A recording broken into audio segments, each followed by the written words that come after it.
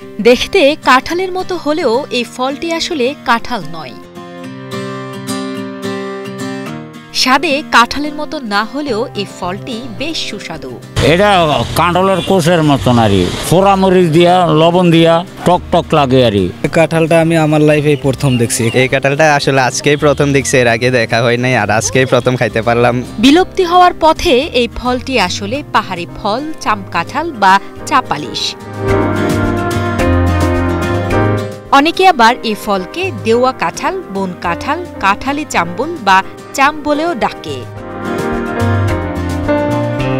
হারিয়ে যাওয়ার পথে এই ফলের দেখা মিলেছে কুমিল্লা শহরের কোটবাড়ি কালীরবাজার সড়কের পাশে। দেখা যায় গাছের প্রতিটি ডালে ডালে ঝুলে রয়েছে অনেক পাকা, আধা পাকা চাম কাঁঠাল। পাশাপাশি কুমিল্লা সেনানিবাস সংলগ্ন পাহাড়ের বনেও বেশ কয়েকটি চাম কাঁঠাল গাছ রয়েছে বলে জানা যায়। সেনাবাহিনীর এরিয়াতে আছে অনেক গাছ। এটাকে ছোট কাঁঠাল বলা হয়, যেটাকে ডেউয়া কাঁঠাল বলা হয় গ্রামের ভাষায়। বিলুপ্তর পথে এই গাছগুলো। কাঁঠালের মতো দেখতে হলেও এই ফলটি সাধারণত আকারে ছোট হয়। এই ফলের কোষগুলো স্বাদে হালকা টক মিষ্টি। এছাড়া এই ফলের বীজ দেখতেও কাঁঠালের বীজের মতোই। তবে চাম কাঁঠালের বীজ ভাজলে অনেকটা চীনাবাদামের স্বাদ পাওয়া যায়। এই কাঁঠালগুলো ছোট ছোট কোষ হয়, খেতে খুবই দারুণ। সাধারণত মার্চ এপ্রিল মাসে চাম কাঁঠাল গাছে ফুল আসে, আর জুন জুলাই মাস থেকেই পাকতে শুরু করে এই ফলটি।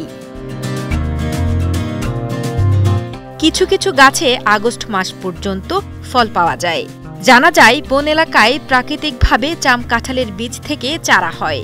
বাংলাদেশ ছাড়াও ভারতের আসাম, আন্দামান দ্বীপপুঞ্জ, সিকিম, নেপাল, শ্রীলঙ্কা, ভুটান, মালয়েশিয়া, থাইল্যান্ড, চীন, লাওস, ভিয়েতনাম ও ইন্দোনেশিয়ায় এই গাছ দেখা যায়। কাঁঠালগুলো বিলুপ্ত হয়ে যেতেছে, এমনকি আমরা এটার নামটা পর্যন্ত জানি না। চাম কাঁঠালগুলো দেখতে প্রায় গাছের নিচে ভিড় জমায় উৎসুক মানুষ। চাম কাঁঠাল দেখতে আসা দর্শনার্থীরা অনেকেই জানান এই ফলটির সাথে তারা আগে থেকে পরিচিত নন।